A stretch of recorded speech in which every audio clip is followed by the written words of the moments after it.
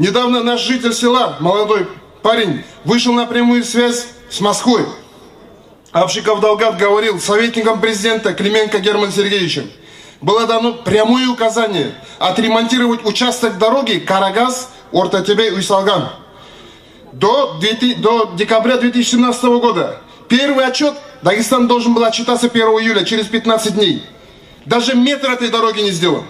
Метр. Они даже не собирают, они явно игнорируют даже указания Москвы. Все, что связано с нагайцами. Почему? Если будет дорога, это развитие, дополнительное развитие Ногайскому району. Это новые рынки сбыта в Осетии, в Кабарде. Это прямое сообщение. Почему не строят школы? А вдруг нагайцы вернутся с степей, свои дети будут обучаться здесь ногайскому языку?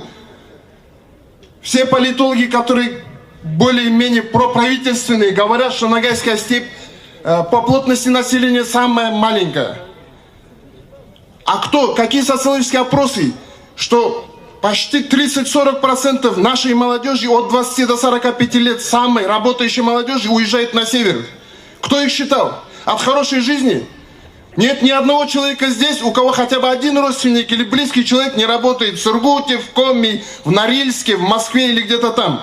Все уезжают с детьми, учатся там, не обучаются ногайскому языку. Для дагестанского правительства лучший подарок, если мы все скопом возьмем и за нашими земляками уедем, оставив им эту землю. Этого не будет. Пока в наших жилах течет хоть капля ногайской крови, эта земля наша.